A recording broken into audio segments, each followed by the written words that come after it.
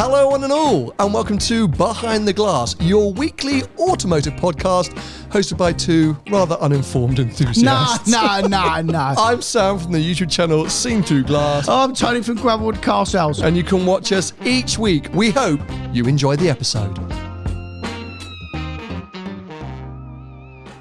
I think the most important question to ask is, have you been on a podcast before? Yes, I have. Oh, damn it.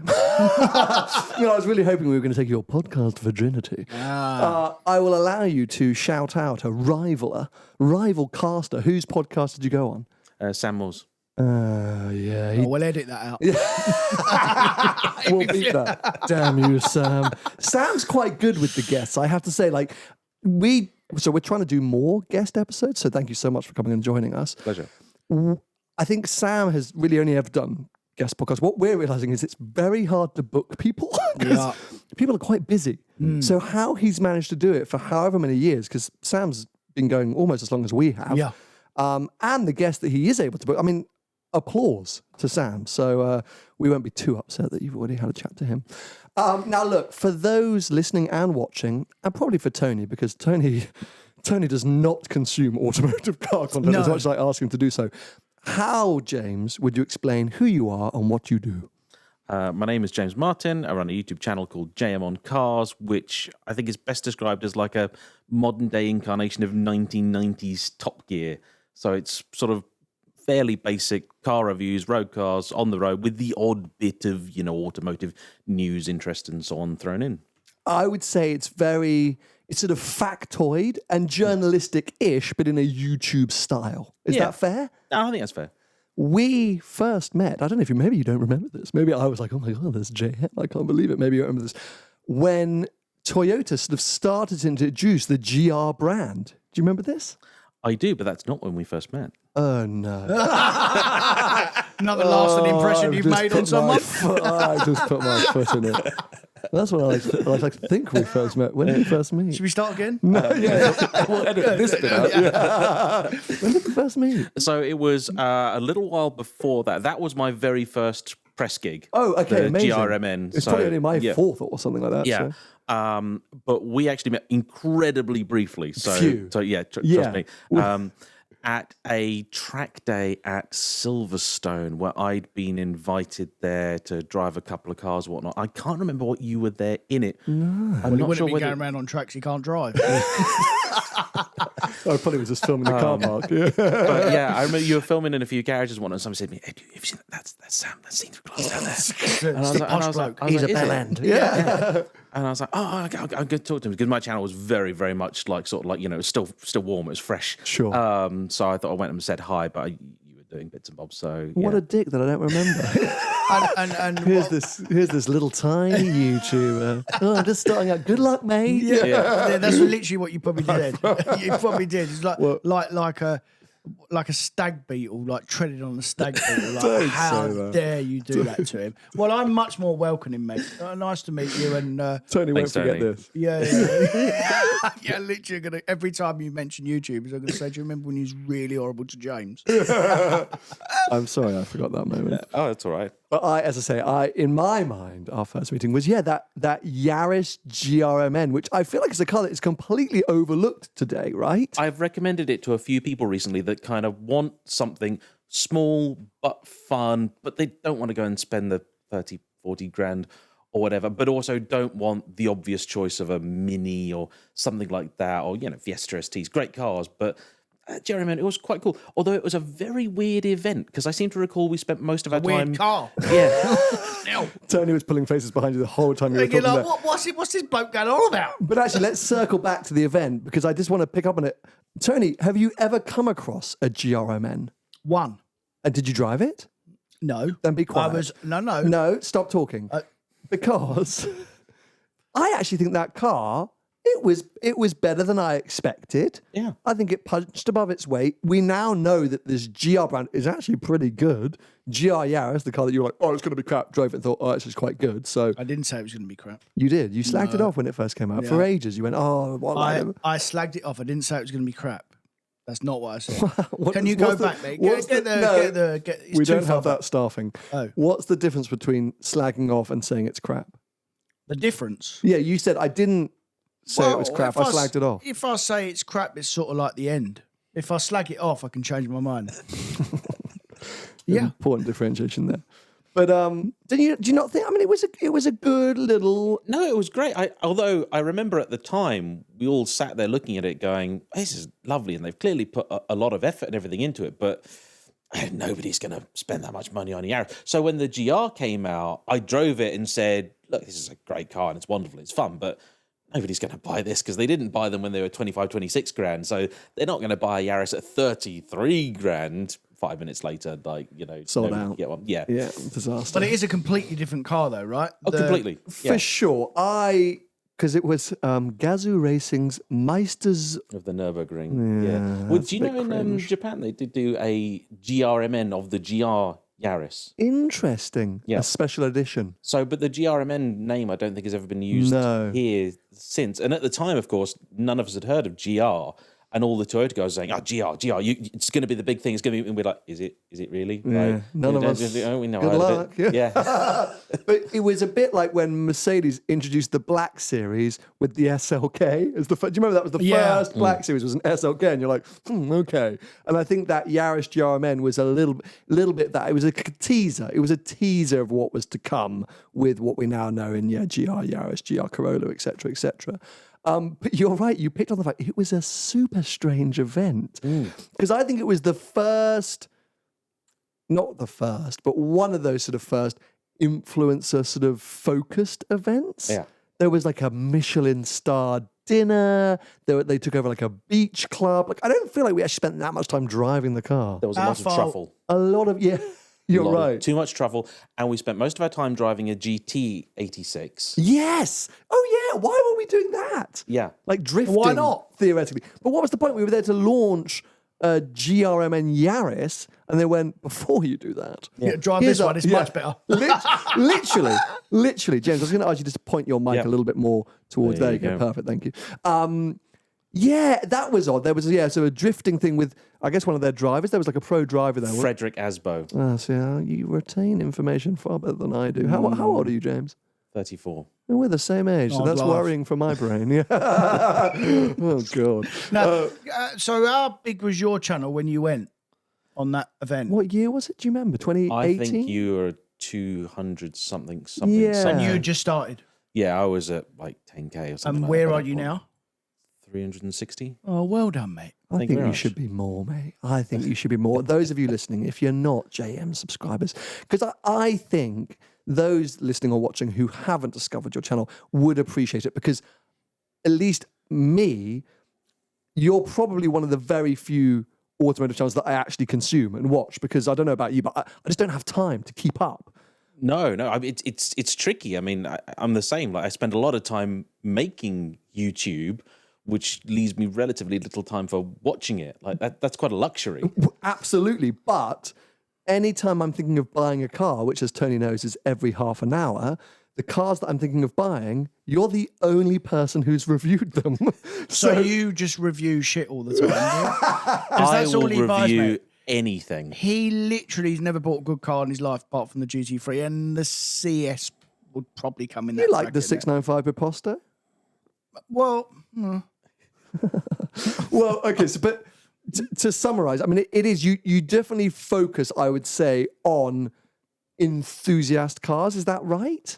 Yeah, I think it's a natural function of the people that watch the channel tend to be enthusiasts, and most of the cars I review are supplied by people. So it kind of feeds itself, really. would you like them sort of cars? Sorry, you like them sort of cars. That's your interest, right? That level of car. Yeah, it's about to me. It's about the way that the car feels. What I want to try and do is, we've all got the internet. You can look up a spec sheet. You know which car's got the most power, which car's fastest, 0 to 60, all that sort of stuff. Yeah. But there's a lot you just don't get, even from the pages of a magazine or so, because they've got restrictions on words and all that stuff. And so I want to try and, as best I can, convey what does it actually feel like when you're sat behind the wheel. Because I'm sure you've both had it where there's lots of cars where you go, well, on paper, this really does the business. It's amazing. All the time. but then you sit in it, you drive it, and you go, something's not there. Or the opposite, where you look at a car that you go, I don't know why people rave about that. And then you get to drive it and you go, here we go. Now I do. But I mean, it's a good point you make that a little bit like Doug DeMuro, I guess, in early days. You know, you are at the hand of your viewers, of the cars that are suggested to you or offered to you. But when you set out, because, you know, as I say, I really like your channel because it is the Maserati Quattroporta GTS, which we can talk a little bit more about later on, and the niche noughties or 90s cars or the Rapide S's, or just the stuff that I think most of us sit there looking at and going, that's quite interesting. I wonder what it would be like. What's that like to drive? When you began, were you thinking that's what I want to do? Or were you hoping to do only new stuff? Were you hoping to do road trips? What was the ambition early on? So the channel originally started with a very heavy focus on Lotus because I wanted it to be a career. So I thought that the best thing to do would be to try and be sort of the biggest fish in a small pond. And Lotus, to me, it seemed like a brand that's got an amazing history, like heritage, some really cool cars, but also, you know, a bit of a negative reputation around it, you know, with the reliability, the ownership experience and everything else. And I was thinking, you know, maybe this stuff was true in the 70s or the 80s or so. I also then drove an Evora, and that was one of those cars that up until that point, I'd looked at, it's not really the most appealing car to me, like, you know, Toyota V6, I'm not in love with the looks. But as soon as I got behind the wheel of it, I connected with the Evora more in 5 minutes than I had in a year of owning my E46 M3. Interesting. And it's at that point I sort of went, I know why people harp on about Lotus all the time. So I thought, let's basically buy that and build the channel around that, because, and the nice thing is as well, I've seen a lot of channels try and grow that have been single mark channels, you know, BMW, Honda, Toyota, VW, whatever. But the problem with brands like those is, you know, you get, say, Ford, you'll have somebody that they're into their Fords, first car's a Ford, dream car's a Ford, you know, dad owns a Ford, mum owns a Ford, brother owns a Ford, you turn up with a Vauxhall, you know, you're divorced. That's you become very biased to that brand as well, as in your eyes, that brand is the best brand and that's it. Yeah, absolutely. And the problem is, it's a very good way to grow a channel very, very quickly. But as and when you decide you want to deviate, I think it's actually worse than starting again, because all of a sudden your viewers, well, they like Fords. They don't want to watch a video about a Honda. They don't want to watch a video about a Yaris. You say that, don't you, Yeah. about changing your style and changing stuff all the while. We have lots of conversations about that, to be fair. And the thing is fundamentally what I still struggle with is classics. You know, classics is a big part of that for me. You know, I think because I started off, I was a supercar YouTuber. You know, like those early days of me, Shmee, JWW, all that lot. We were the supercar YouTubers. And when I started to have more passion and enthusiasm for older cars, even modern classics, the ones were a bit like who cares? Like, you know, we want to see the supercar stuff, and it took me 2 to 3 years to kind of slightly change the audience's either mindset or change the audience into an audience base that wanted to or enjoyed that kind of content. And I still struggle. I still struggle with anything really pre-90s is still a tough sell on my channel. Yeah, and for me, you know what my kryptonite is? Go on. JDM stuff. Really? And I don't understand it, because I know my demographics, as we all do. I know that a lot of the people watching are like us, or of an age where you sort of, you know, that sort of 80s, 90s, early noughties, you know, when Japan was having its like golden era. That's what I had as a kid. Yeah, your Skyline, your Supras, you know, you get your Fast and Furious, you get like Gran Turismo, you're like, my generation is massively into Japanese cars. Yeah. But if I go and do a video on like first gen NSX or something, the views just don't arrive. But what I found is that if you keep at it, eventually, and it will happen, you know, when you least expect it. I've done loads of videos on JDMs, and one of the more successful recently was on a Prelude. Really? Okay. The more like proper granddad spec, looking like, you know, beige velour interior and everything, but it just worked. I'm going to make I have a theory on this. It could get us cancelled. Let's know. Tony and I try and get our podcast. Do you want me to say it? We try to get this podcast cancelled every single week. But here's my theory, because I also struggle. I struggle more on the JDM because my knowledge base is crap on JDM. And I think people are aware of that. So they're like, why are we going to watch Sam review this? Because he doesn't really know much about it. Because growing up, all my friends and peers were in German cars. Anyway, I think your audience, your enthusiast audience who are coming to watch your Elise reviews, your FFs, your whatever it might be, the kind of cars that we're all thinking, oh, that could be interesting, maybe aren't into buying JDMs. Yes, they have an appreciation for them. You know, they were in popular culture, but they actually aren't buying them. Whereas the scene that have long used JDM cars and are collecting them and whatever are actually turning to different kinds of creators. Because if you look at, until recent years, what Japanese cars have represented in this country, it's been affordable performance and the tuning scene, right? Yep. And it's been lots of big turbos, lots of, drifting, lots of, I'm going to say illegal street racing. That's probably a bit aggressive, but you know what I mean? Like that was the scene. And your style, a bit similar to my style, does not reflect that. No. And so I think if you're really into your Subarus, your Evos, whatever it might be, there are creators out there who smash that scene, like Jamie FYD. Yeah. Like that's his vibe.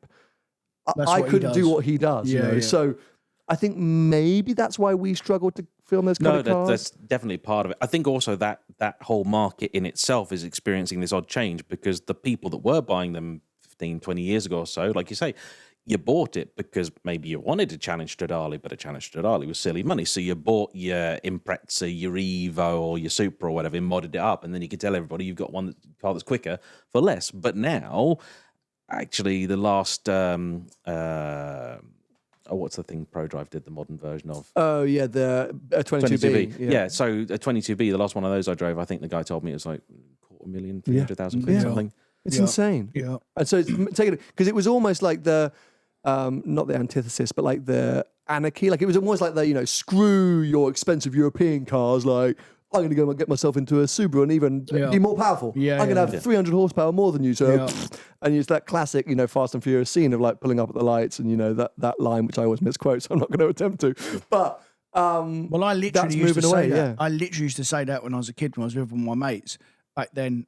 So I had a tuned STI Impreza, 370 horsepower, whatever. So it was literally like poo off a shovel. And I used to, like, literally, me and all my mates would talk and say, well, it's faster to a Ferrari. Yeah. We've beaten F40. F40 in a straight line. The modern Ferrari at that time to 60 or 100, oh yeah, I'm faster. Because, like, after 60 or 80 or 100, like, you didn't really care. Like, obviously, once the 430 got going, it would drive off. But we didn't know that then. All we cared about was 0 to 60 time. Yeah, and you can tell your mates down the pub, like, literally. smoke this Ferrari. Yeah, smoke this Ferrari off the lights. And did you think Ferrari owners were dicks? Of course. Yeah, you sort of looked down on. I didn't look down on them. I just thought they were dicks. But there's still We that. are dicks, really. Yeah. Still that. There's still that stigma attached now. I think the general public, they do think Ferrari owners are CUNTs. Thing is, right? We like.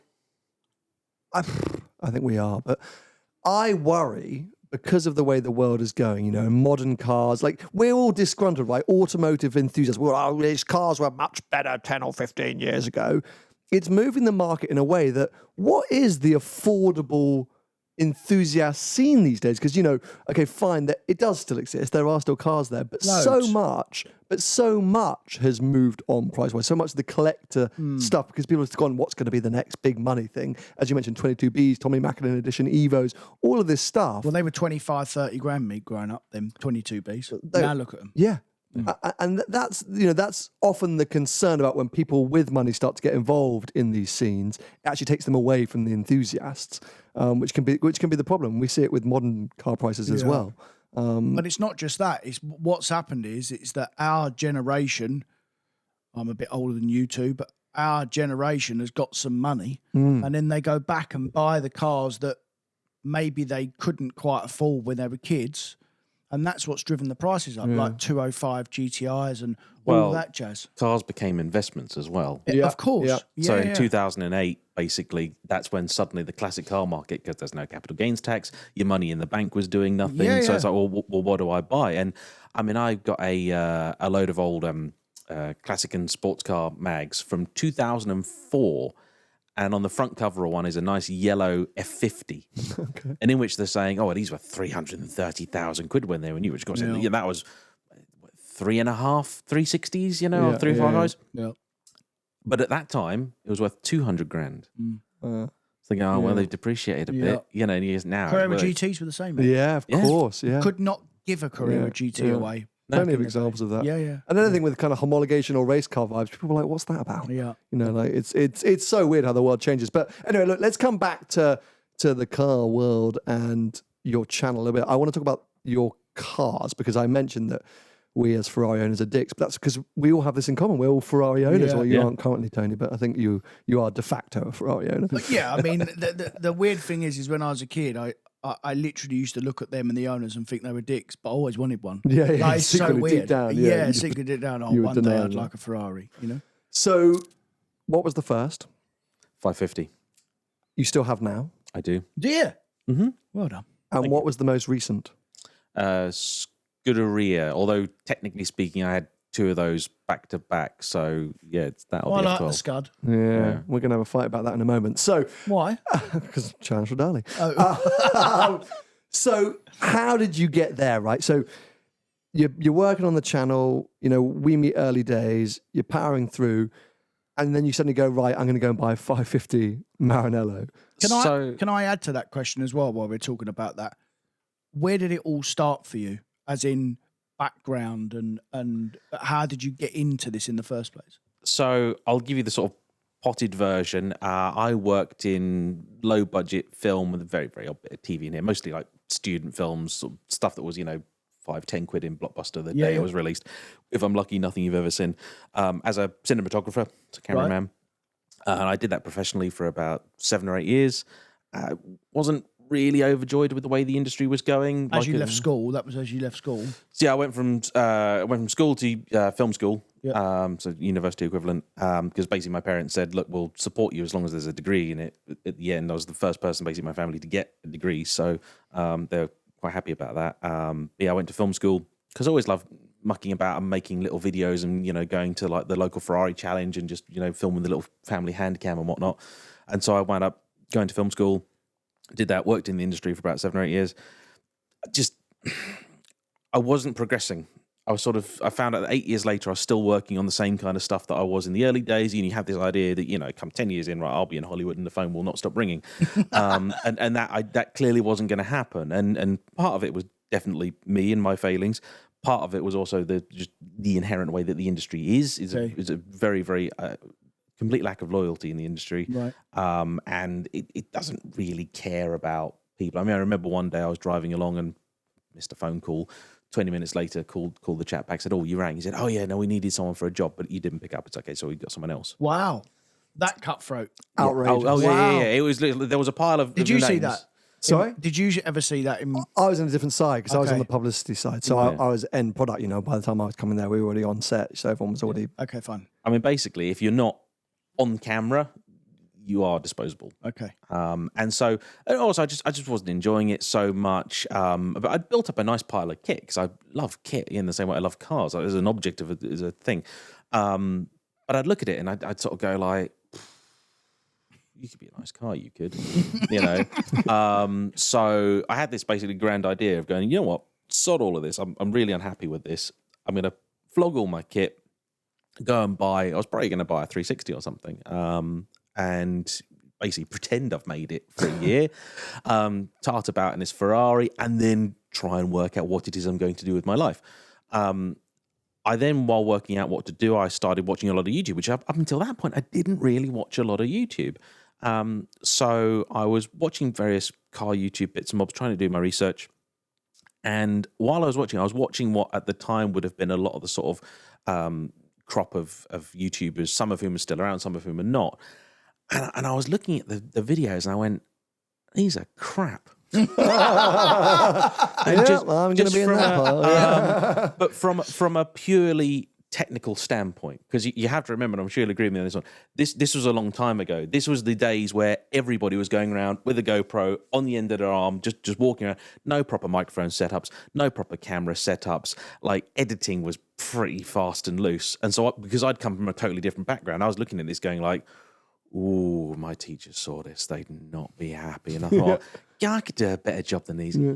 Hang on a minute. And while doing my research, working out what to buy, I'd realised pretty quickly that, look, I had a bunch of money, but that bunch of money wasn't going to get any bigger if I wasn't working.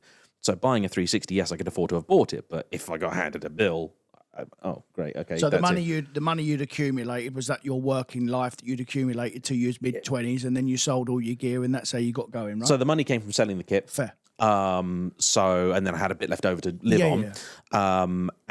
But I realized, like, if I'm going to buy a car, I do want to buy something that's not going to then try and bankrupt me, in a few months' time. So something new makes a bit of sense. So I was thinking of either an R8, because it just, it's an Audi, it'll be dependable and everything. But at that point, the first gen R8 was, near the end of its life. Everyone had already done a video on it. So I thought, that's not going to be a good idea. But the Evora was just being facelifted into the 400. That was interesting. That was new. And you could also tell that every single review of that car was done on the same day, because it was the same roads, the same car, in the same weather. And I just thought, you know what? And I started looking at Lotus content, and there was nearly none. And I thought, okay. So I thought, if I'm going to do this as a career, you want to treat it, properly and have a bit of a business plan. And you're like, well, if you're going to do that, what's your USP going to be? There's already loads of guys doing this stuff. And actually, it's funny you mentioned him, Jamie FYD. I'd started subscribing to him when he had like less than 1,000 subscribers or so. And then he'd done a couple of videos which had gotten really big and got up to like 40, 50, 60K. So I thought, so it is still possible to get into this and make it work. So I just thought, right, okay, sod it. Let's buy a brand new Lotus and try and dispel the myth that they're all horrible and unreliable. How'd that work out for you? Not so well. Yeah. Well, unfortunately, there is truth to the rumour. I mean, lots of content. Hey, and that's what it's all about. Okay, so we got the origins, and there's obviously going to be so much in the middle, but then, as I say, skip forward to that first Ferrari purchase. So basically what really happened to lead up to it was the channel was building slowly but consistently, get up to like 30, 40K. I don't know how you feel about this, but I feel sometimes when people talk about the growth curve, I say it's not a curve, it's a staircase, because you feel like you're sort of stuck at like 49K forever, and then all of a sudden... We had that on here, on this podcast, right? Yeah, we were stuck at 35K on this podcast forever. Yeah. And then all of a sudden you wake up one day and you're like, oh, it's 50 now. Like, oh, okay, how did that happen? Yeah. So things were going really, really quite well. He's getting close into the 50K, and I was actually at a point where I was actually making a profit, which for the first few years I hadn't been, and I was like, right, actually, this is now a nice, modest living. Like I make my money doing this. And you run as a proper business now, right? Like Sam would. I was sole trader, but it's all done properly and everything, all above board and all that. But it'd be great if you said no. Haven't paid tax for 10 years, actually. You wouldn't be alone there. JayEmm on Cars is registered in Singapore. So I just thought, right, okay, things are going well. And then I hatched this idea that I'd noticed by this point in time, because obviously when the channel's small, you don't really notice some of the big trends. But the channel was at the size where I realised December's a good time to make money, because you got the Christmas advertising. Is that still the case? Yep. Is it really? Of course. Oh, Okay, fine. So I thought, right, okay, I want to earn X a month, and I've been earning like half of X. So I know in December, let's play the system in its own game. Let's not only put out more videos, but try and make them good ones, and that way you'll benefit from more videos, more views, and more revenue for December. It should be a really good month. Win-win-win. Yeah. So I'm going to be a millionaire. Yeah, exactly. In December. So I'd filmed a bunch of Jaguar videos sort of late summer. I'd also had an invite to go down to Bell and Colville and film a trio of Morgans. So that's quite good. I did a Frog Eye Sprite as well. And then a couple of friends of mine, a father and son, went and bought a pair of McLarens. Oh, I'm going to go sleep. Oh, no, you'll like this bit. Okay, you'll like this bit. And they invited me along to basically take them to the dealership and then also just film it as a memento, not as a video for the channel, not as anything else, just as it's father and son buying the first supercars basically together. It's a pretty special big thing. We turn up at the dealership and the cars aren't there. They're not ready, because we're both expecting them to two cars there, do your big, this is the thing, Of course. And the cars aren't there. The cars are like 9 miles down the road at service. One of them turns up, it's got bubbles in the PPF. The other one's got a cracked front bumper. There's all sorts wrong. It's years ago now. There was a litany of stuff, and it was like we wound up having to stay. The son and I, we stayed that night because they were trying to fix the car, couldn't fix it. Eventually, we took it, but there were still problems with it. It had to go back. Then we had to get a courtesy car from them. Then the courtesy car broke, which was another 570. Then we had to take that back. And then they said, oh, actually, our other spare 570, that's broke as well. And it just got worse and it got worse and it got worse and it got worse. In the end, it got to the point where it's like, right, this car is clearly just no bueno. Take it back. We'll have another one. And he changed it for a 600 LT. However, while all this was going on, I thought, right. I've got this. I worked out by this point, it's going to be a British car month in December. But as you know, real time, YouTube time, they're quite divorced from one another. So in YouTube time, what was going to happen is on Monday, hey, everybody, here's my friend's new McLaren 570S. And I've done a review. But then on Wednesday, it's going to be, hey, everybody, here's my friend's new McLaren 600 LT. And I thought, they're probably going to want to know what actually happened there, because it had been this whole ludicrous saga that had gone on over months. It was just daft. So I did a video. I now know where the story is. So I did a video basically saying, here's what happened when my friend spent 400,000 quid with McLaren, and is it fair to say it broke the internet? I think it's fair to say it broke the internet. It might have broken McLaren a little bit. Yeah. But yeah. Do you not remember this? No. Yeah. I think it. I say I don't want to diminish your success up until that point or everything you've done to build that channel, but I do feel like that sort of McLaren outing video definitely moved you from small-time car channel into genuine, credible 100%. No, automotive influencer. I went from 50K to nearly 100 in a month. Wow. I didn't realize it was that extreme. No, it was like, I mean, every night I was waking up with another like 50, 60,000 views and 5,000 subscribers. How many views has it got to date, do you know? It's over the million now. Wow. But it got like 800, 900,000 in that first like 6 weeks.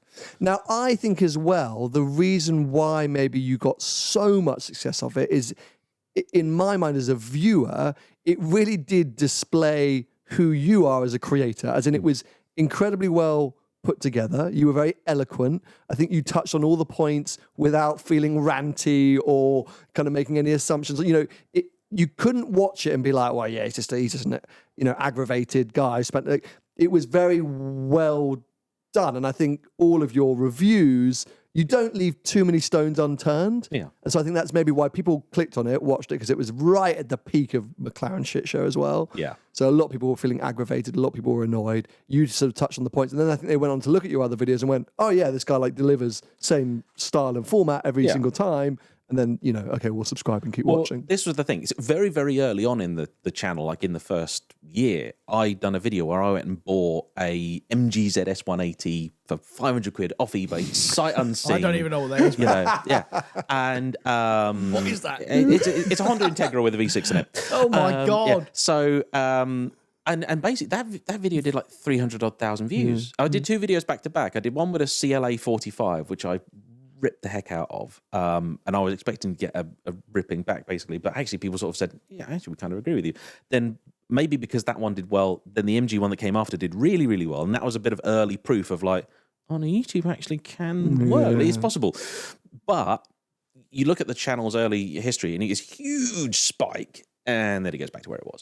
So this happened with the McLaren video, and I was sat there going, okay, this is great. This is lovely. Loads of people have turned up to watch this, but this isn't the sort of content I typically make. On fire. So I thought, okay, you've been given this opportunity. I really need to make something of it. Like, you've been handed your 15 minutes of fame. This is my moment. And you're like, right, now you've been given this audience, like you've got to, and of course the problem was it was December. Like I hadn't really anticipated this happening. So first off, it's like, right, McLaren part 2, because loads of stuff had happened between recording and release.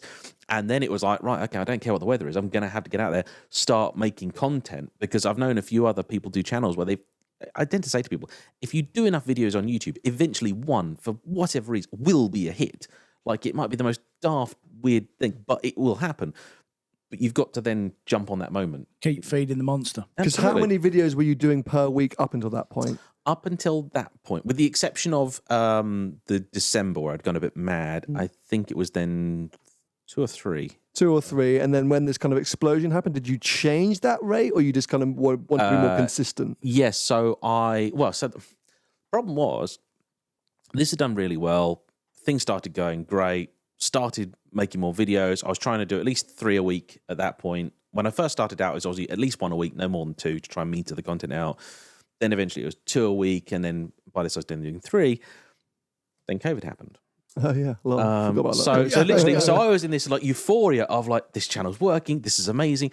I'd gone out to Florida with the family, gone and met up with Freddie and so and him. So I was like, I'm mixing with the glitterati. This is amazing. This is fantastic. Meanwhile, on the news, they're like, someone in China sneezed. I'm like, yeah, okay, I don't really care about that. And then we sort of get home, and then it's like, oh dear. Luckily, that February had actually been really warm. It had been glorious. So I'd actually managed to get a whole bunch of filming done. I was working like a madman. So when we got the news of like, everyone, you're going to be indoors for 3 weeks and then it'll all be fine, I thought, okay, all right, this is a bit awkward. But I, at that point, had already been working all the time with a buffer, which is one of the benefits of the way that I do stuff. Because it's not current content, because it's not brand new cars, it doesn't matter if I sit on a video for 2 or 3 months. So I basically looked at my schedule and went, right, okay, everybody else that's filming like sort of, has he got it hand to mouth? Like, they've run out of content instantly. But I hadn't. So I went, okay. Banks a load of stuff, I basically looked at my schedule, and I do it very old-fashioned. I print out a calendar and just write on it. And I went, okay, if I keep my current schedule, I reckon I can do 2 months worth of content without having to go outdoors and film and meet anybody else. And then I can pad that out with a little bit of talking head here and there, interesting stuff from the archives, that sort of thing. And then, of course, after 2 months, it will have all blown over.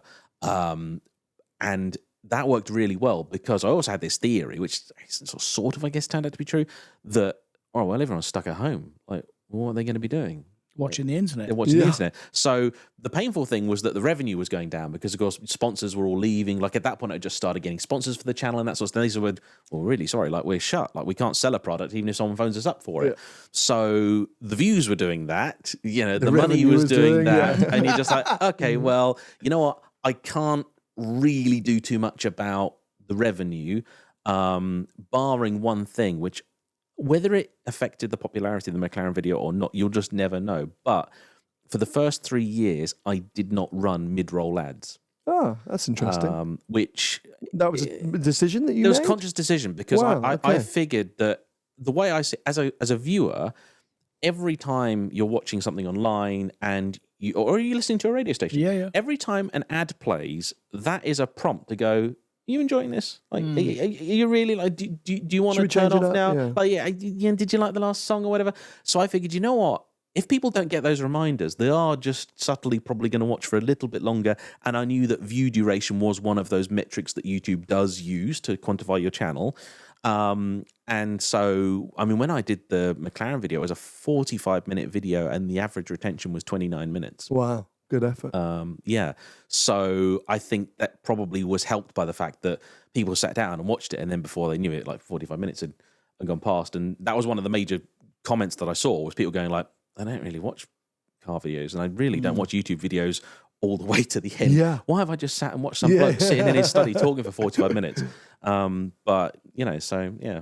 Okay, so how does that lead us to a 550 Maranello? Sorry. Don't worry. What happened was... that was the all question. good stuff. It was all good stuff. About 15 minutes ago. Apologies. No, I loved it. I'm just taking us to where we started. That's all.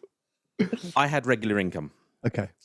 I'd always wanted a 550. Interesting. 355 is like the ultimate dream car. I actually saw a 355 Spider on the way down here today. Yeah, it's a roof down. sign. Yeah, it's awesome.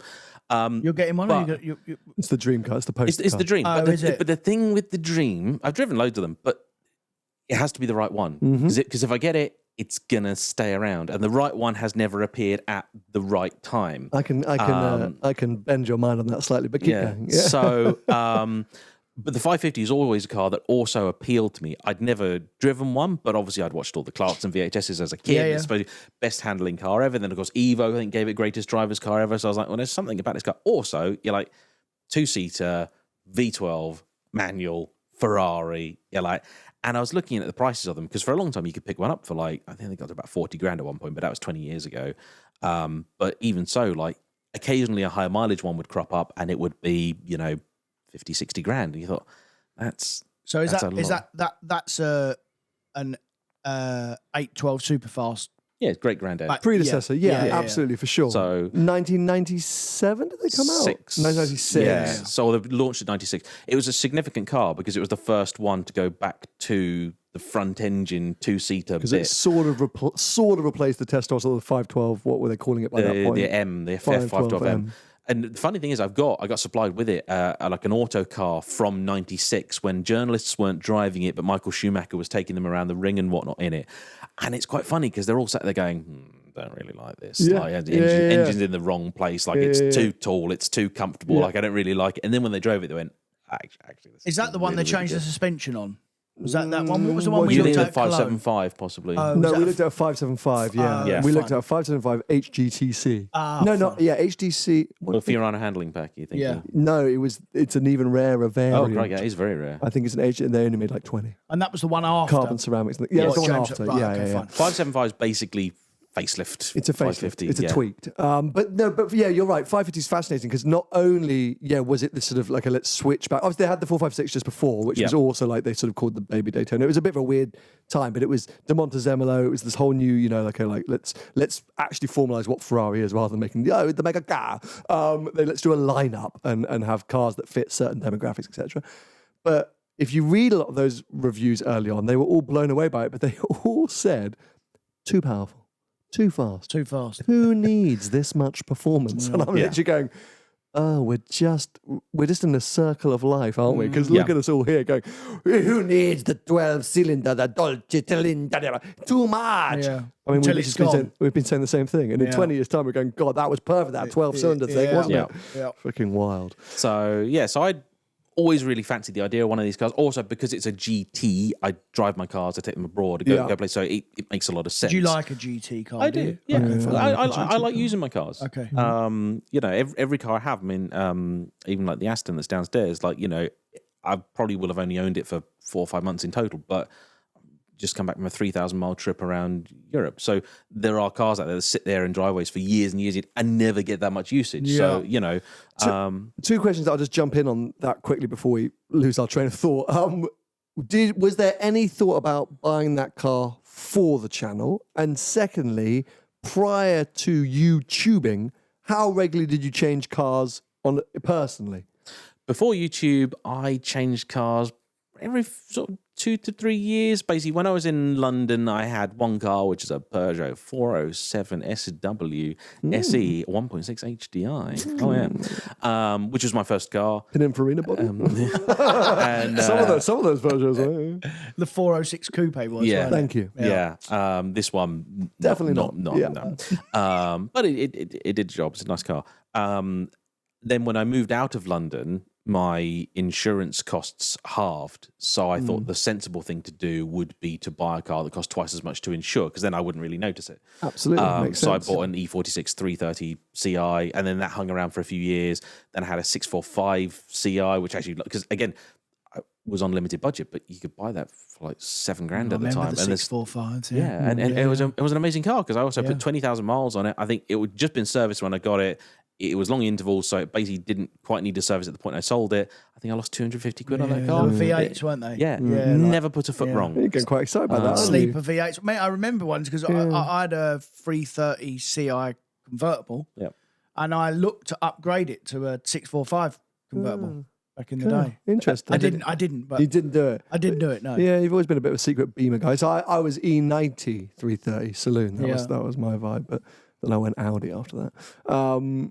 Yeah, I don't know much about the 645s. Yeah, would honestly, you like to have a go on one of those now? No. Yeah, I thought you'd say that. No. But it'd be good to do a Rate My Ride episode, mate. That'd be the funniest thing ever. Well, because I've always been tempted by the M6. Sure. Because, who wouldn't? The Vita. Mate. And they're still a bargain. But I just wonder if actually I'd get it and realise that for what I used it for, the 645 was you'd be probably so the better angry, car. mate. Well, also just... you'd be so angry with that car. I would just be terrifying cost-wise, surely. If we're talking about running costs and stuff. Okay, so you were changing every 2 or 3 years. So then move on. So when we got to the 5, what was the thought of like...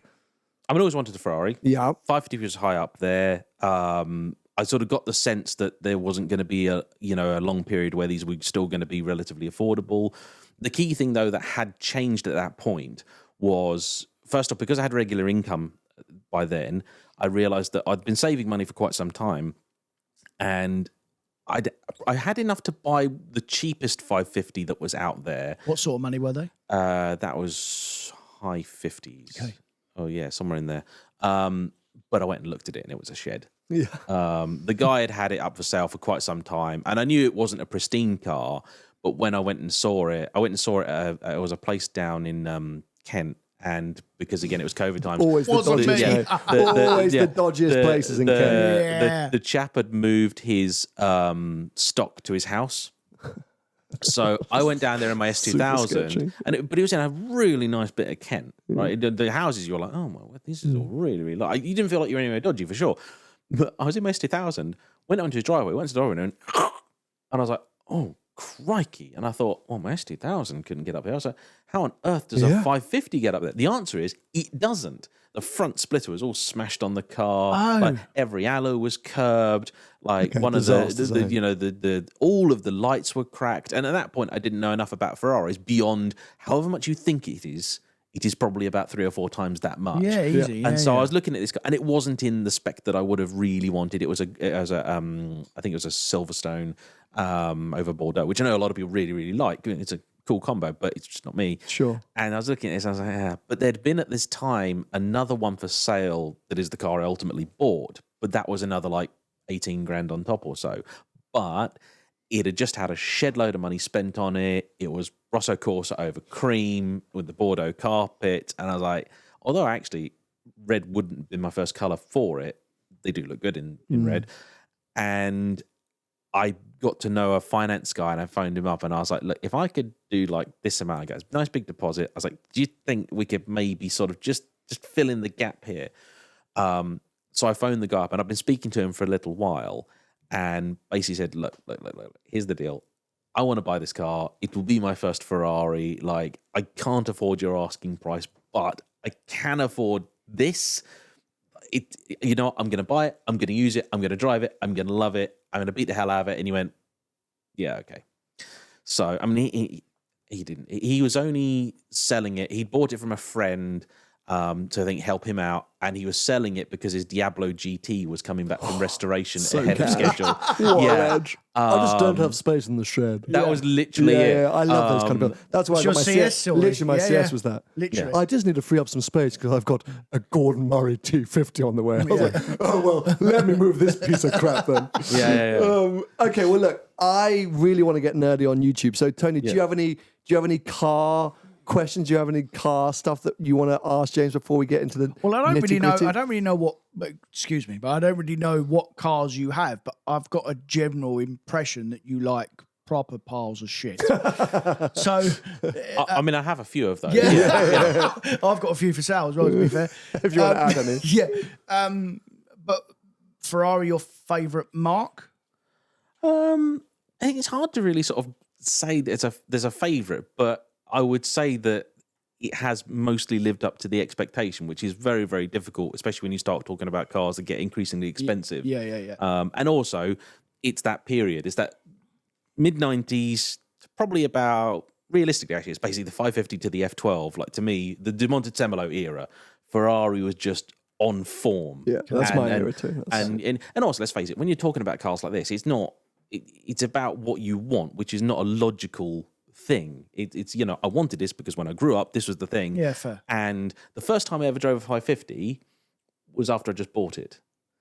So Good man. Yeah, Drove it for the first time away from the seller. Because again, COVID times, couldn't go to dealers, couldn't test drive, couldn't really even go and see and negotiate and this and the other. So it's like, I really hope these cars are as good as everyone says. But that's literally, I tell people that all the time. Like, if you want a 550, you want a 550. Who cares what it drives like? Yeah. Like, Well, you want no, but you can't change it, mate. No, if because you want could get one, you behind want the one. weel and go, actually, this is No, nothing but he like I wanted thought. one. He'd No, been talking about it for half an hour. He wanted one emotionally and sentimentally, and he thought he had an idea, but he could have driven it and gone, oh, this really is nothing like I thought it was going to be. This is actually a little bit mundane or boring or squishy or GT car. Like, he maybe had an idea that something that it wasn't. And then 3 months, hello, Audi RS6 owner. Yeah, I mean, that car, I thought, well, everyone just loves the RS6. Everyone bangs on about how good it is. It's the ultimate dad family car. This is going to be amazing.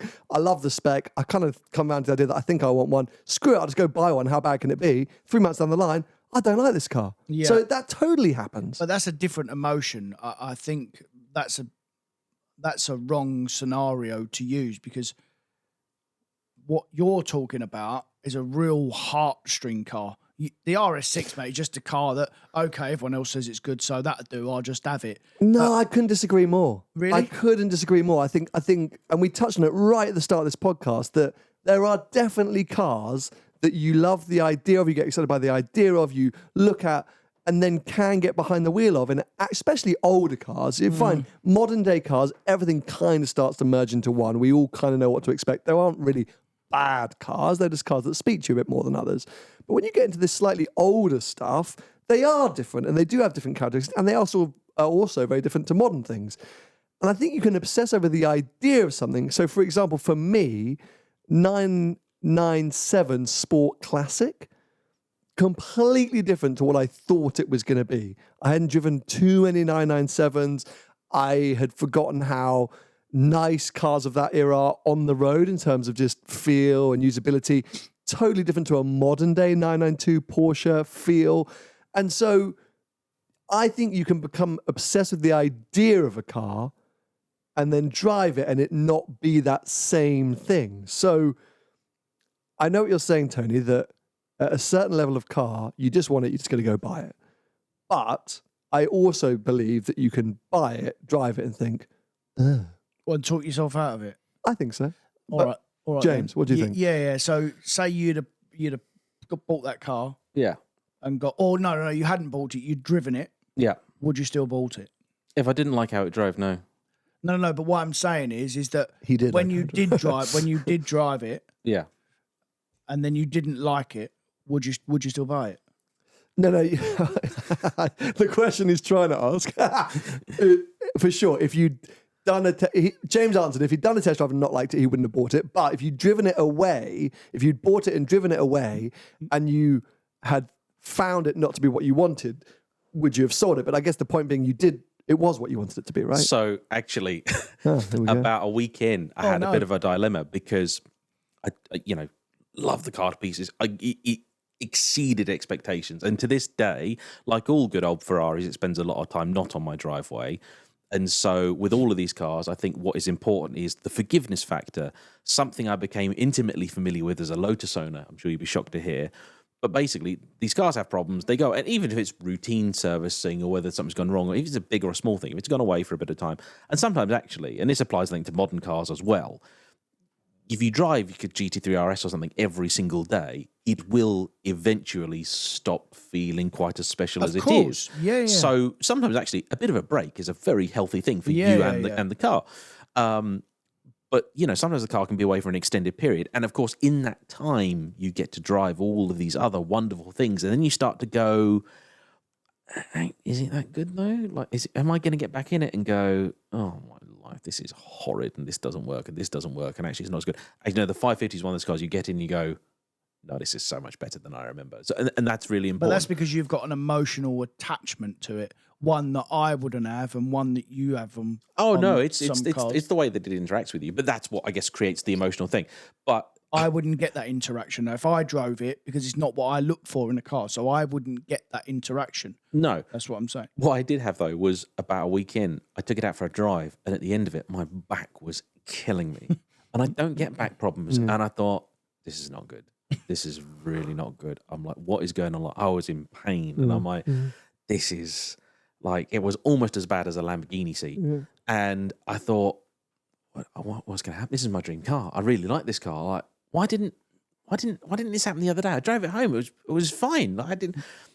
Maybe I was just so elated. I was, so filled with adrenaline and excitement. I just didn't notice the agony that I was in. And I was like, no. Something else is going on. It took me a couple of days to work it out. The 550 has a fly-off handbrake, but because, it's an old 90s Ferrari. No, better than that. When you pull it up to release the handbrake, it pushes one of the seat switches, which puts the lumbar on. That's incredible. So every time I get in the car now, handbrake off, lumber off. And what other cars do you have? What other straight cars do away. you have currently? Currently, in vague order, Citroen BX GTI 16 valve, Toyota Celica GT4, Honda S2000. That's a cool car. Celica GT4. GT4. Yeah. I really like that car. Yeah, I remember them. And that, to be honest, has been even more faff and hassle and everything than the Ferrari, but it's also really special. I mean, I was out filming with Ant with them recently and just doing some drive-by shots and just seeing that pair of guys. No, there's something about seeing the car in motion. Mm-hmm. You know, you're like, God, they look good. Yeah. Like, they look so good. So there's the trio Ferraris, the 550, the Scud, and F12. There's a Aston DBS, the 2007 one. Then the M400 Roadster, which is downstairs. And I bought a Jaguar, like an early 2000s Jaguar XJ, the early aluminium one. Cool. Like just a V6 plain Yeah. one from a friend with like nearly 200,000 miles on it, which is just like the cool. London. Because, you know, after like driving, you know, super sporty cars and everything else, sometimes you're like, I just want a Jag. I just want to be comfortable. This is literally, I bang on it. That's why I got the Panamera. Yeah. We're spoiled doing what we do. You know, I think lots of people, if you're a car enthusiast and you have a 9-to-5 job that is not car related, you seek the weekend drive, you seek the toy. We get so many messages, people saying, oh, I want something to have fun with at the weekends. We are lucky enough to be having fun a lot of the time in cars. Yeah. So actually, when we're not doing the work stuff, it's just quite nice to be in something quite comfortable that speaks to you in a different way. I'm not saying boring, like I wasn't looking to drive a diesel Astra, but something that just, I would have a Wraith. If I was I would have a Wraith. That would be my ultimate. Terrifying. What do you mean? I borrowed Richard Grove's Wraith.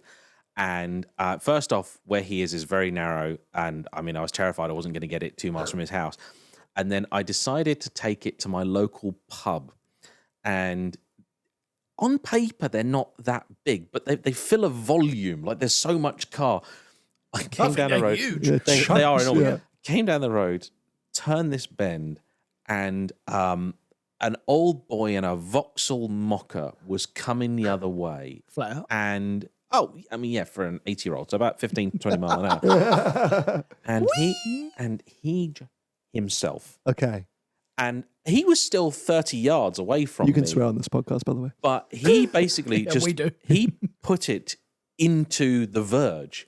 And I could just see grass and dirt flying up everywhere. And I was just like, man, you've just totaled the side of your car. Like you've just, because it was one of those bits of road, you know, where you got the tarmac, but then where the it just falls away. He dropped the wheel into that bit. Wow. But the car kept scrabbling along. And I'm just watching this disaster unfolding because I'm just like, and he just goes past. And I was stopped because I was just going to get out and be like, are you okay? He just carried on. So terrified of scratching the Wraith, he just pinned his own car. I've never had a car where so many people just like dive out of the way. Oh, no! Yeah, it was like, I think if I had an Arctic, like people wouldn't have done that's as ruined much. my dream. I always thought it'd be No, quite it's still cool to have a wicked. Wraith. It's still but lovely. you just cause death everywhere you go. Yeah. That's a bit of a name. You have to know where you're going. Yeah, I wouldn't, like the trip I've just done around Europe, like it's actually, I almost see these as a scouting trip because you know what it's like? You'll have your places where you're like, well, I'd turn up there in a Fiat 500. You're like, but the Charlie will not get in that car park. We're not getting here and here. And you go, oh no, take this road. Don't take that road. You're just like, yeah. No. Some of them go horribly wrong. Yeah. Okay, look, I want to dive in. I just want to know about YouTube just to finish things up. So, do you know off the top of your head roughly how many videos you've made? 1,400 and something. Oh, yeah. Well, that's a joke. How many you made? I have no idea, but I don't feel like that many.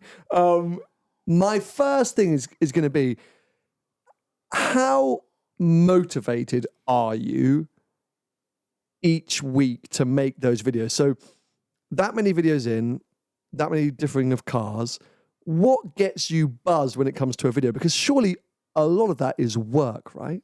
Yeah. You start the week going, well, I want to make 3 videos this week, 2 videos this week, 4 videos this week. Not every single opportunity is going to make you go, oh, I can't wait for that car, or the weather's going to be crap, or as we well know here in the UK, the road isn't quite right. Or so what gets you excited? What are the videos that you go, this is going to be a moment? So it's really quite odd. The thing I've actually come to learn, having done this for years, is obviously driving the cars you've always lusted about, you've always wanted as a kid, you know, the GT3s, that sort of, you know, Lambos and that of the world. That's lovely, that's fun. But actually, sometimes it's the cars that I just, had my life gone another path, had I just got a career where I was doing reasonably well and I could afford the sort of stuff that I've got now, but that I wasn't a YouTuber, cars that I never would have considered buying ever, driving those is awesome because, you know, people bring, do you want to have a go at this? Yeah, of course. And then sometimes you go, well, yeah, of course I'm not going to buy one of those. But every now and again, you get a car like, for example, like the Honda Prelude or like the Citroen C6. Like I did a Vauxhall Omega the other day.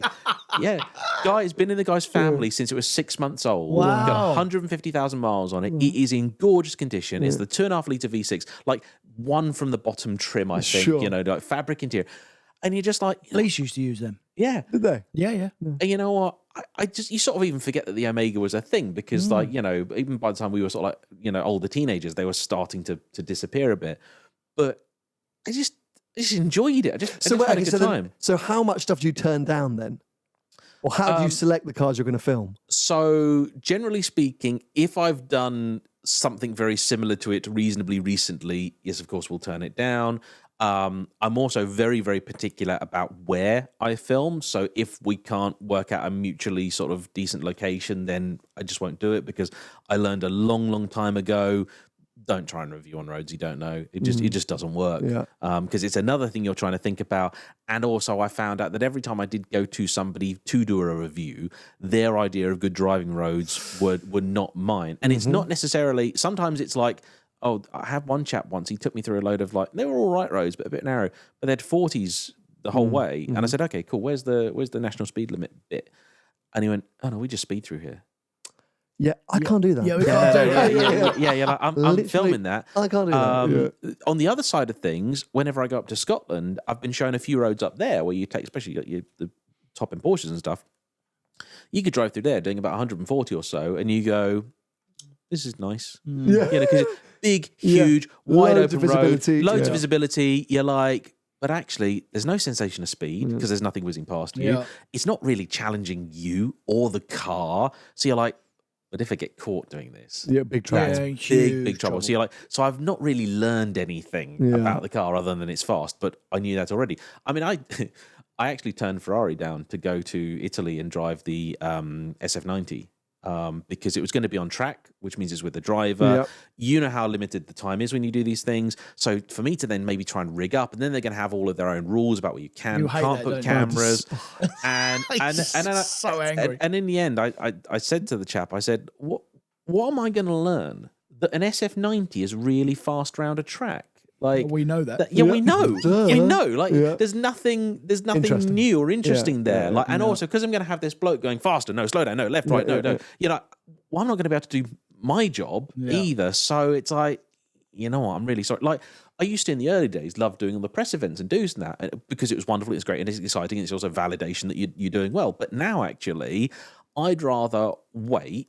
Let the initial hubbub die down. Then when the manufacturer gets the car on press, I'd rather have it for a week to drive it on my roads at my leisure, find out about it, because you know what it's like. We've been on so many of these things. I mean, the GRMN thing.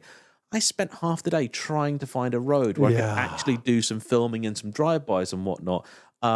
We had an event not too long ago for the Kia EV6 GT in Sweden. And when we went out, the first half was on this nice little dedicated like test facility track and whatnot that they'd booked. And then they're like, cool, yeah, in the afternoon, off you go and do your thing. And they said, oh, by the way, just watch out because in a few other places, there are speed cameras every quarter of a mile. No, there's not. Thanks. No, there's not. Anyway, yes, there is. And we're like, right, great. So we're in the fastest car, near 600 horsepower. I think Petrol Ped clocked it at like just over 3 seconds, 0 to 60. So you're like, right, so from a standstill, we can get done in less than 4 seconds. Yeah. Scandinavia, And- not a great place Yeah, for test drives. we all went and said to them, like, you've hired this great, big, nice private, can we just stay there? And they were like, don't really know about it. And every now and again, I find, it's been a while since I've done too many of these events, but there are still quite a few of them where they have a very 90s magazine mindset where they're like, right, cool. So you get on the 9 o'clock flight in the morning, you get to your destination at 11, you come out here, you get lunch, you get an hour and a half in the car, then you got to be back here for like 4 o'clock, then you're having your dinner, then you're back on the plane and you go, and when I do got I... enough time. I can you're do an intro. Yeah, because it's basically designed for people to drive the car, then on the way home while they're digesting their truffles to work out what it is that they thought about it, and they can be sent all the photos from the photographer that was on hand. We don't have that luxury. We've got to do it there and then. And how long, this is a question I can never answer, so I'm not expecting you to answer it that accurately, but how long would you like to film a video? So if I'm doing a regular sort of client video, as I call them, because I haven't really come up with a better idea for it, the filming process itself is 2 hours. 2 hours. Okay, so you say I need 2 hours with the car in this location. Yes, and that's the key. That's the key bit. part. And you can bash it out, you know the roads. And it's a one take or? Basically, yeah. Basically. So how much research do you do in advance of that day, of that filming? It depends on the car, but in broad, as little as I can get away with. Interesting. What I want to know is, obviously, it's a 360 Modena made by Ferrari, followed on from the F355, came out in 1999, replaced circa 2005 by the F430. You're like, oh, it's interesting because it's the last car to use this engine. Here's the power, here's the torque. I often don't bother with top speed, 0 to 60, especially if it's an Italian car. And you go, well, a couple of things that made it significant. You want to know the price when new, the price now, so you can work out sort of competitors. And then that's about it. The one thing I absolutely won't do is read or watch any other reviews. Anyone else's opinions, Especially because what I will do, after I've driven the car, I'll go and watch them. Sure, to see if you were in the similar place. Yeah. Did I just make sense? But also the really interesting thing is, especially if you go and watch like a period review, like the old Motor Weeks and stuff they upload, you watch it and they go, 360, really stiff. You're like, is it? Yeah, it's mind-boggling. Really I love watching or reading reviews of these modern classics in period because it is mind-boggling how much the world has changed and soundtracks and all these different things in terms of cars. But okay, so then if it's a 2 hour shoot and your video is 15, 20 minutes? Usually about 25 to 30. 25 to 30 these days. How much are you sort of getting a sense of the car before you roll the theoretical one take? None. So you literally go and you're describing the sensations as you're sort of... Yeah, so what I've generally found is that the first sort of 5 to 10 minutes are me doing my intro, which generally takes far too long to get that nice 17 hook at the start. takes in, Oh yeah, honestly, I have done somewhere I've just had to apologise profusely. I have a chap occasionally edits, and the videos got where a whole collaboration. Tony's been right next to me when I've done Hello One and All 32 times. Yeah. In my head, so funny. Hello One and All has to land in such a way of intonation and that that can ruin I can literally start off going, it should be Hello One and All or Hello One and All, Hello One and All. Hello, one and all. Like I'll get that in my head and I can't get past it. Oh, I struggle with hello everybody. So perfect. Yeah, that's good to know.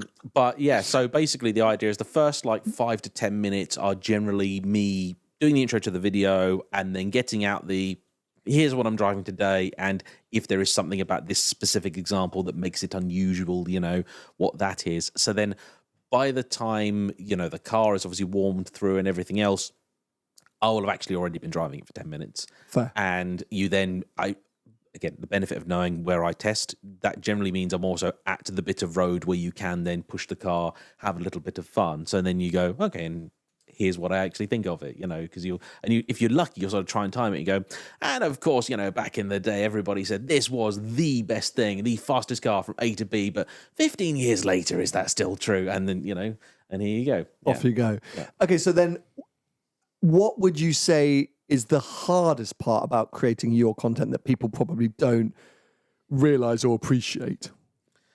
Ooh, that's...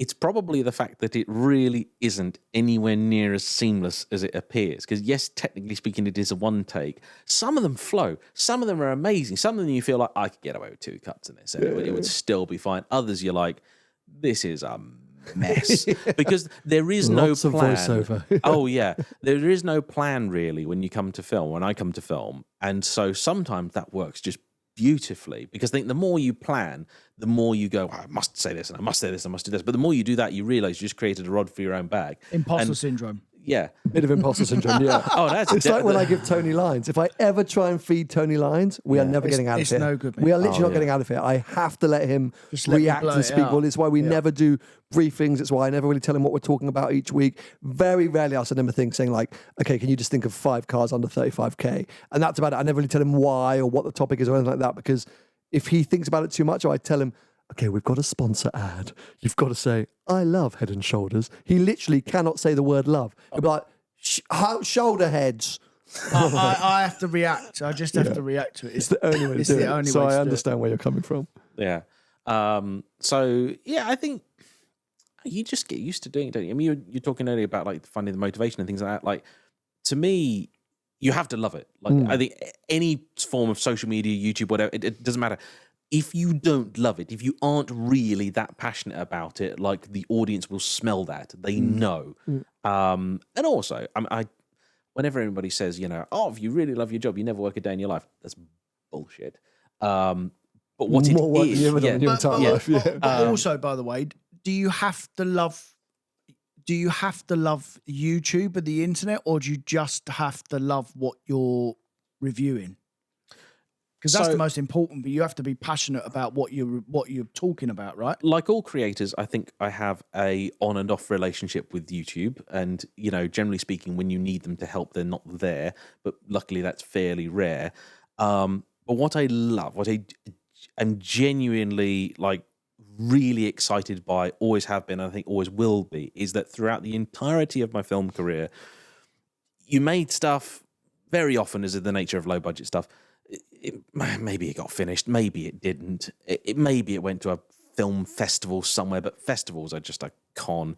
You know, it's 3 people sat in a cinema in, you know, Guadeloupe watching something that you've paid 50 quid to show, and it's daft. But what I love about this is it's the immediacy of the you film something, you've made the product, you've told the story, which is ultimately what for me it's about. It's about telling a story. And you put that out there, and within seconds, bots are telling you how beautiful you are. But then not long after that, you've got actual real people saying that, you know, oh, you know, like your work, or like this, or they're disagreeing, they're interacting. But also, you know that people are really watching what you Direct do. feedback. You know, it's lovely. It's a nice hit. It's wonderful to actually know that, you know, these numbers, these actually are people. They've been out there. I mean, I got recognized in Munich the other day, I mean, which is just weird. Yeah. But yeah. Is your approach when you film a video, when what you film, as in when you film a modern classic or when you film a modern car, is your approach the same? Or so there's only one real fundamental difference, which is more if it's either a press car or something particularly special. For those, I will do a scripted segment stood in a car park next to the car, and that will be, you know, it's your press release, basically. It's the, hey, this is the new GR Yaris, and the front half of it is this, and the back half of it is this, and they've done this, and it's not related to the GRMN, and all the stuff that basically is factual, because when you then go out on the drive, that gives you the maximum amount of time for talking about the emotional. So, because otherwise, if you're trying to sort of remember a whole press release, you actually find out that, you know, because your camera batteries only last a certain amount of time, you find out after a little while, actually, oh shit, I've got 5 minutes to say what I actually think about this car. So I'd rather, also, if you're on a road you don't know, et cetera, like, I mean, when I did the Roma launch, for example, like, actually, I first drove the car for about 500 yards round to a really quiet little place, just to, let's park the car up, let's talk, let's do all that stuff, and then let's drive it. Because also, so that's more like what you would do, right? No, I think that's a little bit different. I really create a rod for my own back because I, in my head, think through roughly what the video will be. Okay, fine. I'll start off with waking up in the hotel, then I'll go down to get the car, do a bit of an intro of like we're in the car, then I'll probably drive it, get a coffee. At the coffee stop, I want to talk about how the car looks. Then I'll drive to a bit of a quick road and talk a little about the initial sound, but then we're going to park up somewhere, I'll talk about the looks. Then after that, I'll probably do some faster driving. I'll get the drone up and talk about how good it is to drive, and then probably find another place to stop and talk about a bit of a summary, and then drive back to the hotel and then get to the airport, and that'll be when I'll do my outro. And that's what I've got in my head, which is then a disaster because the road to the coffee shop is busy and I get stuck behind a truck. Then I get to the coffee shop and there's someone, this is a nice fun. What is it? And I'm like, please leave me alone. And then I've suddenly gone, oh, actually, I didn't talk about the fact that the engine's slightly different. So I've got to do that in the fast bit. Well, how is the engine different? So that's why I fail. That's why I fail very regularly, is because I am always trying to create something which I personally enjoy creating, editing and putting out, which is totally unnecessary, especially in any kind of journalistic form. Now, it's meant that I've ended up with a channel I'm very happy with and I'm very pleased with all my content, and I always put out stuff that I'm proud of, but it makes creating content very difficult. Because of everything you just pointed out and we've just discussed. I mean, I love the like getting a coffee in a type videos and everything, but I do watch those and go, what an idiot. Yeah. Like, because honestly, from you know, it's one of the things when you're starting out, and I have the conversation a lot with new YouTubers, you're like, look, end of the day, you want to succeed on YouTube, you want to actually make some money out of it. It involves an element of quantity. Yes, of course, quality is important, but quantity is really important. And the way I make my videos, you know, I was doing for 2 years 4 videos a week, and you can only do that and maintain some semblance of quality if you can be really ruthlessly efficient about it, and that involves an element of repeatability and so on and so forth. And vlogging is just the enemy of efficiency, like, because it's, again, there's so much unpredictability. You don't really know what's going to happen, even when you know the places you're going. You're starting, stopping, you're changing stuff all the time. You're doing things, and it's just like, so I love the end result, but I also watch it as a creator going like, oh, the effort to get that 30 seconds. Matt Farah, Smoking Tire, was the first person to point this out to me, you know, years ago. I'm talking like 2016. He was the first person to say, the more time you're spending on a video, the less money you're making. And, you know, his one takes were just that. You know, he'd meet at the top of a canyon with 4 or 5 cars and bash out 4 or 5 videos in 6 hours. And he's like, they're done. I can crack on with my week and focus on other projects and other work. And I always understood that. And look, early on, I ran my channel seeking growth in subscribers, in views, as a way to build the business. So I did also do 3 to 4 videos. The vlog style was far more free flowing. There wasn't much prior thought. Stuff was done a lot simpler. And it's really only been since Drive the World in 2019 and then going to lockdown that I changed my focus on, I'm not seeking growth, I'm seeking consolidation and building a brand that speaks for itself away from the content. So whilst I create a role for my own back, whilst videos end up in the bin, whilst Tony has seen me having nosebleeds because there's a leaf in the wrong way in a shot, and you know, my shoelace, the continuity between my shoelaces is off. You know, stupid shit which I obsess over. It just means that I'm like, okay, fine. If you come to the channel now, I would say 75% of the videos will always have a style, a feel, a vibe that you know you're getting from Seeing Through Glass, because that's I've been doing it for 10 years. Yeah. I don't feel like I need or want to be going, right, I'm just churning content. I feel in a place where I can just focus on content that I really, really want to make and I think the audience are going to see, and grow other businesses and other opportunities such as this podcast. So I think that the bit I love is here we both are, heck, here all 3 of us are, yes, Tony, you are an influencer, creating content, delivering content to audience in completely different ways, and people are enjoying those different ways. So I think that's what I love about social media, is that it creates the opportunity to do things however you see best. And how many videos do you do a week now? 3. Okay. Oh, well, you do 1, right? Yeah. It's, to me, I'm sure you'll probably be in some description of agreement, whenever anybody asks me about, you know, what the favorite part of the job is, the cars are great. The cars are lovely, but the cars come, the cars they go. The people is what's really interesting. So when you're saying about, you know, I got to get up early in the morning, travel a few hours, go meet somebody, something like that, you're like, the car may be one that I'm not necessarily excited about. I might be excited about it once I drive it. Yeah. But up until that point, that's not the case. But I do always really enjoy getting to talk to people and understanding how have you arrived at this, you know, because then actually often you learn things. You go like, you know what, actually, because we all see things from our perspective, and sometimes you go, you know what, now you have told me that actually you've got this to consider. You're like, or someone says, I needed a car I can put a wheelchair in. You're like, I want something sporty. Or as somebody once told me in Scotland, I said, why'd you buy an Nissan GTR, not an R8? He said, where do I put my guns in an R8?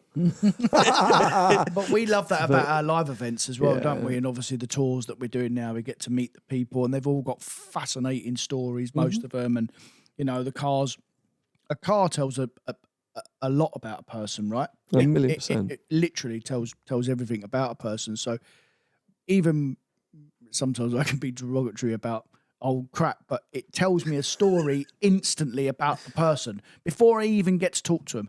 And sometimes they surprise me, and they're really, really interesting people. It's just that's what they like. Yeah, Interesting people drive interesting cars. Yeah, you're so right. Yeah. Okay, final question before we move into some quick fire things to wrap things up. Where does the channel go in the sense where will you always keep this style and format? I hope this isn't insulting, and it doesn't mean to be to either party. I see a bit of a shmee style where the format is as much the identity of the channel. Like you said, that's a productivity thing.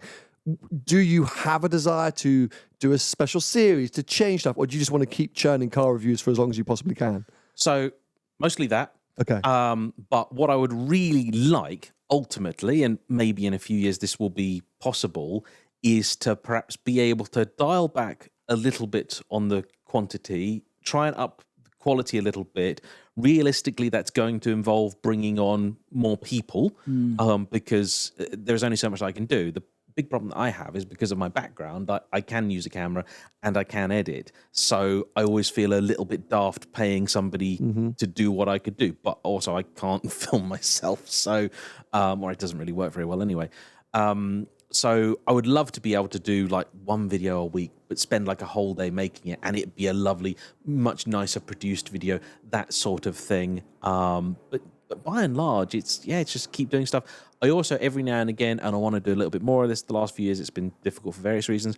Every now and again, what I'll do is I'll go somewhere and a group of people will sort of organize some car friends. And what I'll do is basically my normal thing, but somewhere else. So in September this year, I'm supposed to be heading down into Europe to somewhere I've not been before. And a chap's invited me down and said, hey, we got a load of car friends down here. We got some really nice roads. I happen to know vaguely the area. And it's like, yeah, this seems like a nice place to go. I'm sure we've all had the same thought. Like, you know, it was hacking it down yesterday and it's July. And I'm thinking, you know what? Actually, it's got to the point now where maybe in winter it makes sense for me to spend 2 weeks abroad somewhere and just rent a car off Turo every day. Ultimately, it's probably only going to break even. But if I can keep the content going and also have a little bit of a break and a change of scenery at the same time, it just makes sense. That's why I do press trips in the winter and then try and do my own content in the summer. That's what I try to tend to do because I just hate filming in this country up until about 1 week in July, and then that's why in summer I film basically every day because come the end of November I want to just go right. That's it. I'm having Christmas now. Okay, so quick fire-ish. Don't worry if you blabber on to too many, but we'll try and keep these a little bit quicker. So, worst car that you've driven, or most disappointing? Let's change that to 997 GTS. Ooh, that's probably not the actual most disappointing, but I remember driving it and going like, no, PDK or manual? I think it was PDK. Interesting. Current dream car, you mentioned the 355, but you said that's kind of like a one day.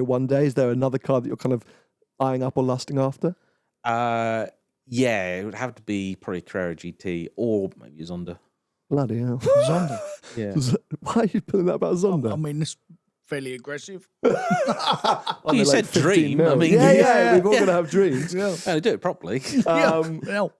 Content creator, doesn't have to be automotive, who inspires you, or not jealous is the wrong word, but content creator that you go, you admire the most.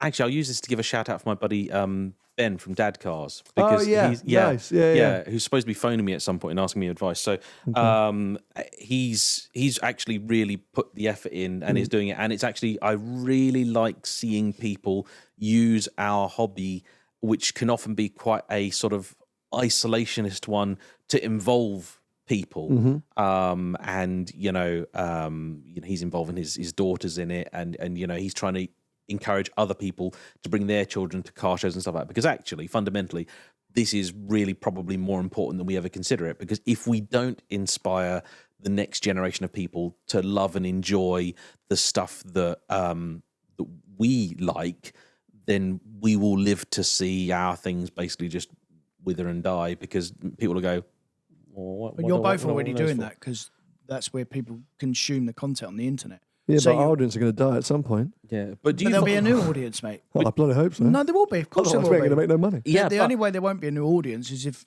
YouTube don't exist anymore. But that's not going to happen. No, but James makes a good point. If people aren't into cars, if your daughter, my daughter, aren't into cars, they're not going to be seeking out automotive content on YouTube. or not our kind of cars, like Stradales, because you meet a lot of people and you go, what's your favourite car ever? Tesla.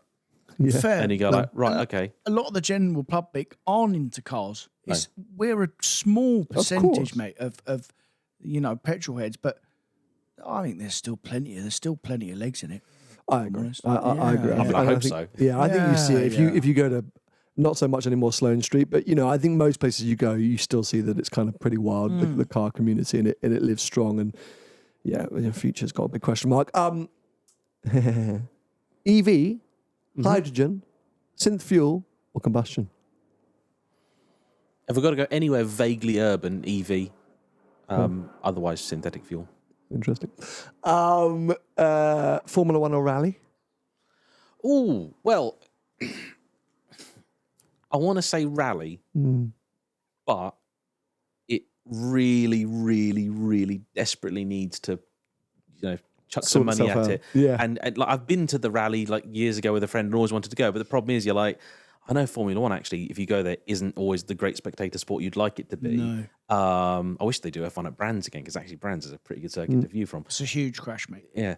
Just shitholes dotted around Brands is the problem. Like especially the Yeah. dealerships are Yeah. really dodgy. Yeah. Rip off merchants, no So- warranties. Can you imagine an F1 car going around Brands Hatch, by the way? Didn't they do something? Didn't somebody do a demo not that long ago? Yeah. Yeah, somebody you get the did. historics go there. Every now and Historics again. go there, but I'm sure. Not a real modern one. No? though. No. Maybe it was an older car, maybe like a 10-year-old one, but We used to have the Euroboss series years back bloody hell, with the it'd be V10. so fast around there. Oh yeah, I they mean, were. it wouldn't be a thing because it's dangerous, too dangerous. That's why they stopped. Yeah. But yeah, I mean, well, Formula One is starting to get interesting It's again. getting good. Yeah, the season's heating up. Yeah, I watched the it's Austria, wasn't it? Yeah. Most recently. Yeah, Right? yeah. That got lively in the last 10 laps. Yeah, looking forward to this weekend. Last question from me. Where'd you get your shirts? Oh, so this one is from is curtains. a London-based supplier called Claudio Lugli, who I've been buying stuff from for ages. The trend actually started many, many years ago when I did a video with an MX-5 at Christmas, and I wore this Primark Christmas jumper with a snowman and a little knitted carrot and scarf on it. And the video did really well. It did like 30,000 views when I only had like a couple of thousand subscribers. And half the blooming comments were about the sodding jumper. And I thought, all right, let's talk about the car. But then I thought, well, actually, you're This talking. should become So a thing, you're like, you know what? And I was like, well, I can't wear Christmas jumpers all year round. Like, No. that's going to get a bit uncomfortable. So I always, as a kid, I was well into my wacky, awful Hawaiian shirts. Okay. So I was like, actually, I'll start wearing them. Also, they're Seek them practical out. because you can mount a microphone wherever Yeah, you of want. course. And it's become a bit of your USP, right? It's a bit of your identity. Oh yeah, this is the nature of YouTube. Early days are like, what are you wearing? What is that? Whose grammar have you done over to have that? But now it's like, if I wear a plain shirt, like, James, what's going on? Where's your shirt? What's wrong? Yeah. Hilarious, So that, it has isn't been, which is when people say like, "Oh, you're just like a pound now in Clark's," and it's like, "James, mate, thank you very much." Tony, any final questions for James before we wrap up today's pod? No. No, I think it's no, but it's been No. genuinely. He's been a pleasure. It's been fascinating because Yeah. I think, as I say, been watching the channel with much admiration because, as I say, you helped me with my disastrous car buying decisions. We've spoken a few. We said we'd talk about the Maserati Quattroporte, which we ran out of time, but there was half a moment, a good week, where I nearly bought James's old Quattroporte GTS. I did speak to a couple of people who just went, are you sure? Oh, we'll talk about that in the next one, and you can also have a go at the 550 when it's back and the Scud as well. Yes, as you do keep offering. So I think at some point we'll have to try and work out some main channel crossovers there as well. But no, thank you so much. Hopefully the audience have enjoyed it. So if you didn't know who James was, go check out his channel, JayEmm. You're JayEmm everywhere? Are you TikToking these days? No. Snapchatting? No. Instagram, Be-reeling? YouTube, that's about it. 12. Hey, you got to be everywhere, Tony. Anyway, so JayEmm in the places that you would expect to find him. If you want to follow Tony in the meantime, he's of course at Tony Crowwood Car Sales on most social media platforms. I'm at Seeing Through Glass, and we'll be back with you, I think, for a sort of cruise show. Anyway, we'll be back with you next week in some shape or form. So see you then. Bye-bye. See ya.